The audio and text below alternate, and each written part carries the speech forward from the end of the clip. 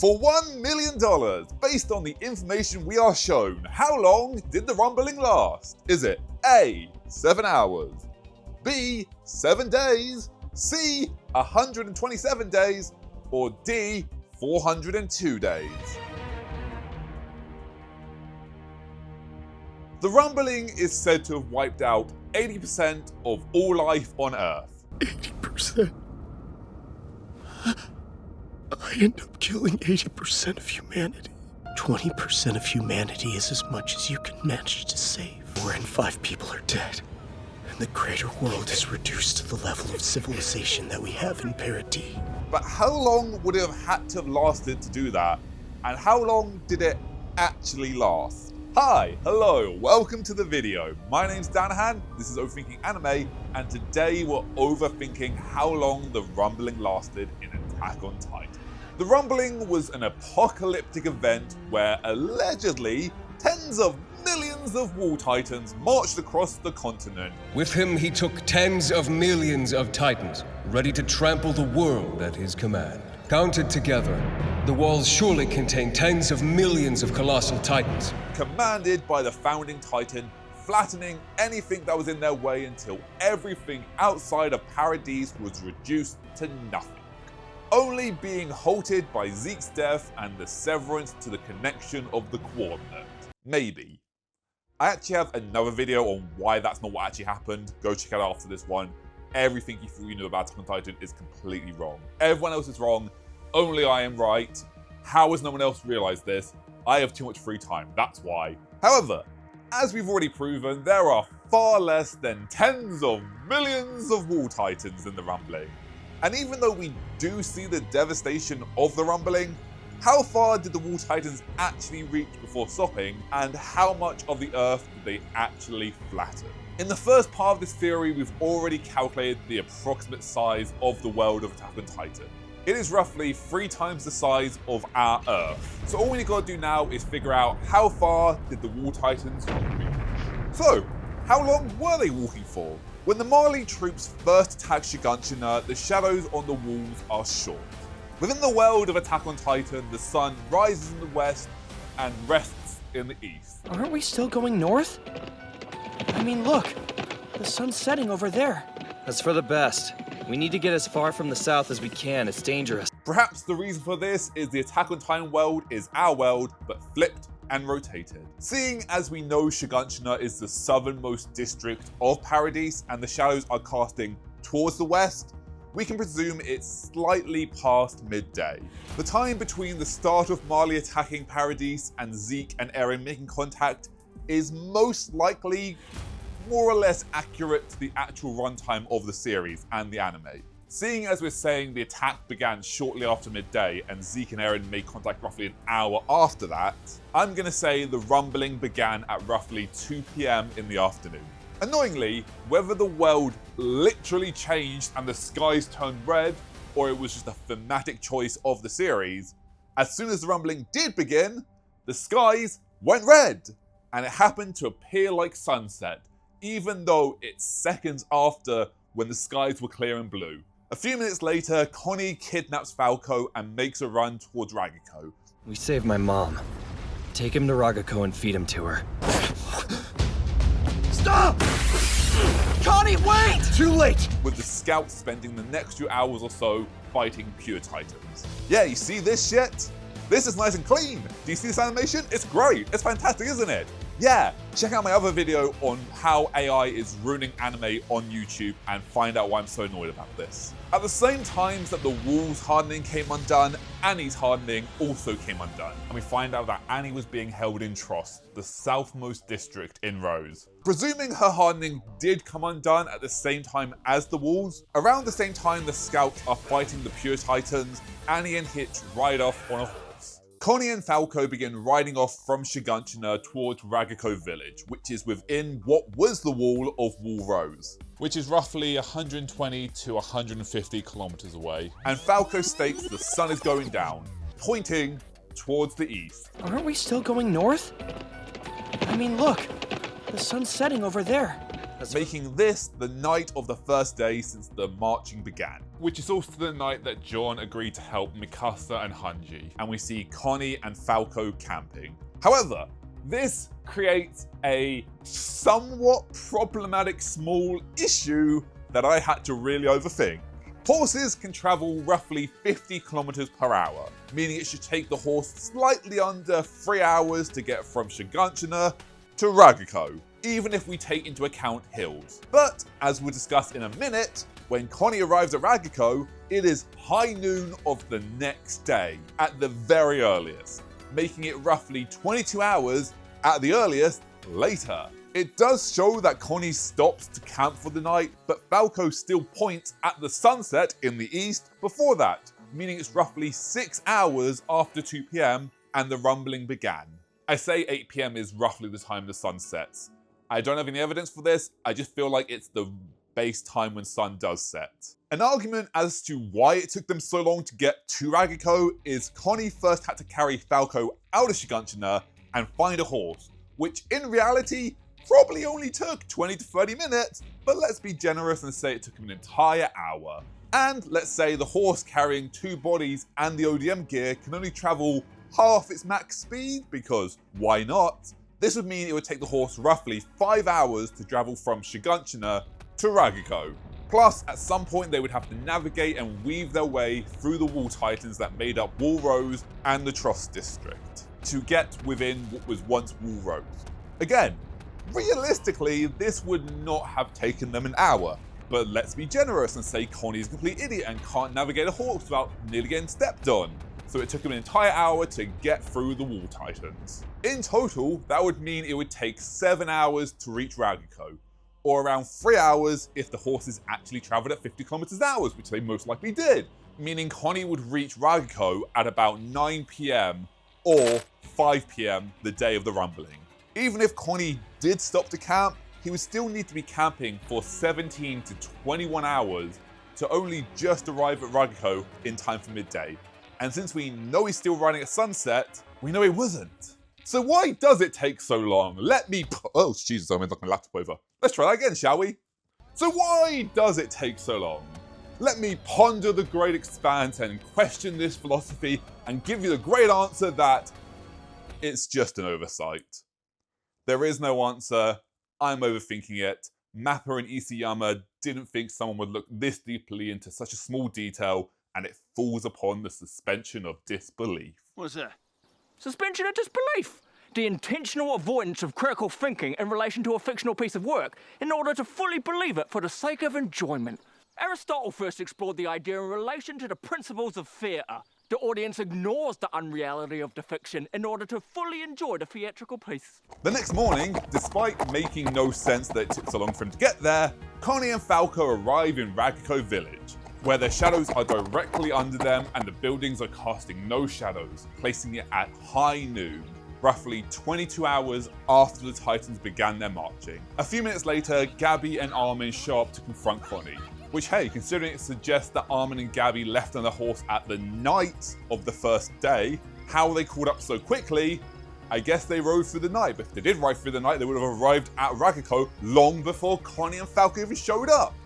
So, suspension of disbelief. After negotiating for Falco's life, all 4 of them return to Shiganshina, where they run into Annie stuffing her face. Despite the fact that Ragako is around 3 hours horse ride from Shiganshina, or I guess 22 hours, why not? It still appears to be midday based on the shadows being cast directly down.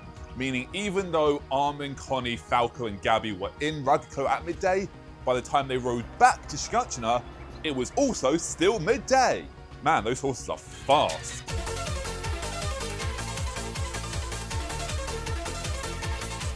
We also hear the public mention that the final Titans are finally passing them by. The last Wall Titans are finally marching off. Yeah, it'll be nice to have a little bit of quiet again. If the Wall Titans are traveling at a minimum of 50 kilometers per hour, as the series suggests, the rumbling can outpace a sprinting horse, and there isn't a single obstacle out there that can slow it down. The Titans making up the host district would have passed Shiganshina shortly after walking the 355 kilometers to the center of the walls. That's right, 355 kilometers, because the circumference of the walls is not 960 kilometers, it's 710. Check out my other video to find out about that. Which would have taken them roughly 7 to 8 hours to do after the rumbling started, if they are walking a straight line. Or roughly 500 kilometers if they're walking through the outside of the walls so not to crush the houses, which would have taken 10 hours. So by 24 hours after the rumbling began, these Titans should have been long out of the way if they were traveling at a minimum of 50 kilometers per hour. But as we can see, they're not. Alternatively, if they were traveling at 20 kilometers per hour, as I theorize, it would take them 18 hours to pass Shiganshina, or 25 hours to pass if they walked around the wall, which almost perfectly lines up with my argument that it's 22 hours after the rumbling began. Ultimately, it doesn't matter though, as the next event we see is Yelena's and Oyankapon's execution, which takes place at roughly sunset, making it the evening of the second day where Peak rescues John, Yelena, and Oyankapon, and Team Free Will spends the night camping. Anyone got s'mores? And if we look at this clip... We've gone from trading blows to breaking bread inside of a day, huh? Out of curiosity, what made you change your minds? This would suggest that it is in fact the day after the rumbling began, which lines up with our theory. Team Free Will then spends the night camping and reaches the port the next day. But where is the port?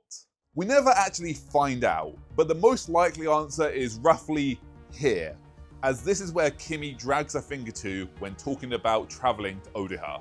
When Peak first shows up at the port, the shadows are casting eastward, placing the sun low in the west, making it roughly around 9 to 10 AM of the next day, or 43 hours after the rumbling began.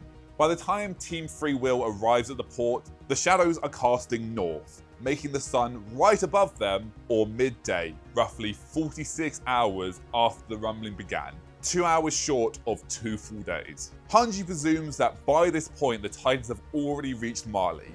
I saw the Titans crossing the sea, leaving monstrous clouds of steam in their wake. And considering how fast they were moving, they've probably made landfall in Marley by now. The closest cities in northeastern Marley are most likely gone. And as I'll discuss in a moment, this backs up the idea that Eren headed directly west to Marley from Paradise. It most likely took them around an hour or so to organize their plan to execute it, so it's probably around 1 PM. 47 hours since the rumbling began. But for the hell of it, I'm just going to say it's 48 hours because it doesn't matter, and 48 hours is just much clearer. So it's 2 full days since the rumbling began. During the fighting, the Azumabito says they can repair the boat, but it'll take them half a day. We need an entire day to service the boat before it will be able to fly. That time can probably be cut in half with the right equipment, but even that might be a stretch. With Hanji saying the Wall Titans will be 600 kilometers inland by half a day's time. And within 4 days, they would have flattened the entire continent. Half a day from now, they'll be 600 kilometers inland. Nothing in their path will survive. They could flatten the entire continent in 4 days. 4 days. That's all it'll take. Look, I'm not saying Hanji is an idiot or wrong or stupid or incorrect or doesn't understand anything, but they may be slightly wrong with their calculations as to how devastating the rumbling would have been within 4 days. As we've calculated in previous videos, the width of Marley is 7,153.52 kilometers, meaning if the Wall Titans were 600 kilometers inland by half a day's travel, and it took them 4 more days to flatten the rest of the continent, the Wall Titans would have traveled 6,553 kilometers in 4 days, 1,638.35 kilometers per day, or 68.26 kilometers per hour. But as we've proven, they don't. They travel 20 kilometers per hour. In this scene, we see Kiyomi point at the map and say she wants to take the boat down to the hangar in Otaku and fix up the plane. The distance from Paradise to the hangar is roughly 672 pixels, or 11,638 kilometers. While we don't know what type of ship it is, the Azumabito sheep, god damn it! It's not a sheep, it's a ship. It'd be a very big sheep. Maybe it's the Beast Titan ship. I said ship, not sheep. God, this bit is ridiculous. Just don't put this bit in, man. The Azumabito sheep. The Azumabito ship. The Azumabito ship resembles an early 20th century cargo passenger ship, which could sail between 15 to 20 kilometers per hour. If this were the case, and if they were sailing at their max speeds of 20 kilometers per hour, it would take them 582 hours to get from Paradise to Otaku, or 24 days and 6 hours. And that's if they were traveling at their max speed. If they were traveling at 15 kilometers per hour, it would take them 776 hours, or 32 days, 7 hours. And by Hanji's calculations, within 4 days, the entire continent would be flattened, so they'd have nowhere to go to. Right?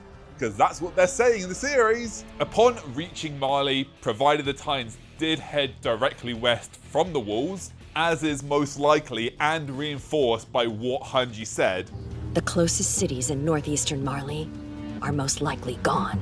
Not only can we see the military ships casting a shadow westward, suggesting it is sunset, but we can also literally see the sun in the east setting, letting us know that it is, in fact, sunset. I would love to say I used my great intelligence to figure this out by the range of the shadows, but it just shows us. But is it the sunset of the second day? Unclear. However, as Hanji says they presume the Titans had already reached inland by the morning of the second day. I saw the Titans crossing the sea, leaving monstrous clouds of steam in their wake. And considering how fast they were moving, they've probably made landfall in Mali by now. The closest cities in northeastern Mali are most likely gone. It is a credible theory that this is the evening of the second day, and they just hadn't reached inland by that morning, meaning the Titans reached Mali after roughly 54 hours, or 2 days and 6 hours. The next credible piece of time we see is moments before Ramsey gets her skull crushed by a wall titan. Isn't that a lovely moment? We can see his friends, and the lamppost shadows are casting towards the Titans, who are approaching from the east, meaning the shadows are casting northeast by east, and the sun is low in the west sky, placing it at early morning, making it most likely the next morning after reaching Mali, or the third day, or around 8 AM the next day, aka 66 hours since the rumbling began. As the montage of the rumbling goes on, the skies slowly turn to red, suggesting this is all happening within a day, each shot being a different chronological advancement of said day. As I said a moment ago, there is a potential this is many days shown as one, but the fact that the sun seems to be chronologically higher and lower throughout the montage seems to suggest it's one continuous day. Though there is one small problem, which is throughout this montage, the light source seems to keep changing between casting from the north and casting from the east. I don't think this is one of those one small detail you missed that completely changes everything you thought you knew about Attack on Titan kind of conspiracy. I think the animators at MAPPA were told that these scenes took place at sunset, didn't think about the topography of the shot, and then added long shadows to convey sunset. Considering the time crunch they were on, I don't think many of them were concerned with the light source of scenes where it wasn't pertinent to the story. Plus, when the Titans do reach Mali, we can see the sun setting behind them, telling us that if they are walking in a straight line, sunset should always be behind them, meaning sunset will always be in the east, meaning when the sun is setting, the shadows should cast westward. TLDR or TLDL. By the end of the scene, I theorise it's 8 PM of the third day, 78 hours after the rumbling began, with the next time we see being Annie and Armin sat on the boat, clearly during the day, but it's unknown what day this is. Is it the next day? Is it a week later? Is it 20 days later? Who knows? And unfortunately, we don't know. But I'm going to theorise that this is the morning of the next day, placing it at roughly 8 AM the next morning, or 90 hours after the rumbling began. By the time Team Free Will reaches the dock, it's nighttime.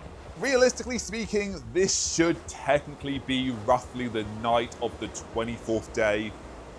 But, well, honestly, if I didn't say it was the night of the 4th day, the docks would have already been crushed by the rumbling. So by some magic, they reach the docks by the night of the 4th day. Maybe they're using iceburst stone and it works like rocket fuel. We can say it's the 4th day, or we can say it's the 24th, and that brings up many more problems. Peak does say that most of the continent has already been crushed by this point, and if the Wall Titans do walk at 20 kilometers per hour, as I theorize, it would take them just under 15 days to walk across the continent. By now, most of the Marleyan continent has been flattened by the rumbling. Then what are we doing? So there is a chance it may be many days later. However, seeing as Flock is still alive the next day,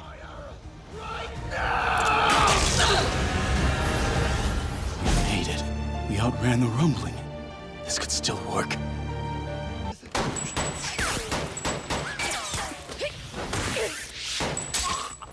Don't tell me. Did he let the ship drag him all the way here? I'm saying that they somehow arrived from Paradise all the way to Otaku in roughly 24 hours, because suspension of disbelief only takes you so far, and Flock wouldn't have survived hooked to the side of a ship for 20 days, bleeding out with no food or water. We could always argue that maybe Eren was using the power of Ymir to keep Flock alive, but that's clasping at straws. We have no evidence to suggest that, and if you want to believe that's the theory and it really is 24 days later, sure. I'm not going with that theory. Make your own theory. I'd love to see it. Tag me in it. Send me a link. I'd love to watch it. Show me where I've been wrong. Show me where I've been right. See where our theories intersect. So I'm saying it is the 4th day. By potentially the 5th day, which can only take place in early morning, from how every shot of the hangar, the shadows are casting southwards as the scouts fly away if they are heading towards Fort Salter, which is based around here. If the Allied nations combine their fleets to attack the island of Paradis, they'll be assembling here at Karifa Naval Port. But in the worst case, this fortress in the southern mountains could give us some trouble. The airship research base there may be a worthwhile secondary target. That's where Eren will be heading next. The airbase at Fort Salta. Makes sense. They are flying west from Otaku, and as we can see, the sun is on their eastmost window, which would be the north, confirming that it is in fact midday. Now comes the hard bits. Like that bit wasn't already hard. Yelena states that the outer wall of Shiganshina contains several hundreds of titans. The outer wall around Shiganshina holds several hundred titans, easily enough to crush the whole fleet. And should be enough to crush these 2 points on the map. Karifa Naval Port. The airship research base there may be a worthwhile secondary target. The airbase at Fort Salta. But as the mathematical calculations show, this is not true. In fact, the walls only hold roughly 50 titans. If you want to know how I got that answer, check out the other video in this series. Since Eren crumbled all the walls, if all 185,000 titans were to surround Eren and not wander off on their own, the titans upon reaching Marley would need to travel 17,958 kilometers, which would take them 898 hours at 20 kilometers per hour, or 37.5 days. However, we can't forget that the Wall Titans also crushed the hangar where the scouts were. So what's going on here? No, seriously, what the hell's going on here? This doesn't make any sense. As I'll show in the next part in this series, this does not make sense. There is no way this is realistically possible. There is no way the Titans could also crush Marley and crush Otaku. There is nowhere near enough Titans to be able to reach that. So we're just gonna have to say massive suspension of disbelief and leave it at that, I guess. Massive problem. There is no answer. So we're just gonna have to ignore it and leave it to suspension of disbelief, no matter how much that annoys me. Trust me, man, I looked so much into this. I tried doing calculations. I tried to figure out as much as I could. I tried figuring out a way this made sense, and I fell flat every time. The only answer I really came up with is Eren sent about 500 Wall Titans to go stand outside Otaku, wait for the scouts to show up, and then once the plane was ready, then start marching, with all the other Titans staying with him. Why did he do this? Maybe he just thought it would look cool.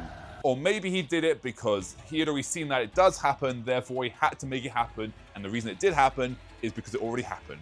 check out my video on the paradoxical signpost. Annoyingly, when the final attack happens on the Founding Titan, it is high noon, meaning we can't use shadows to determine which direction Eren is approaching from. But within about 20 minutes of the scouts arriving, Levi beheads Zeke and the Titans stop marching. Even though this absolutely defies logic, and should be close to at least 2 months, it would appear that the rumbling lasted 4 days and 22 hours. But taking into consideration elevations of mountains and hills and various terrain, I'm willing to say the Titans moved slightly slower over mountains and say the total time of the rumbling was 5 full days or 120 hours. Now that we have all the information, we can put it all together in the final part and answer how much of the threat was the rumbling. Check out this video here to hear that. We know they walk at 20 kilometers per hour and swim at roughly 294 kilometers per hour as proven in the previous part. So were they moving fast enough to stomp out 80% of the world's population?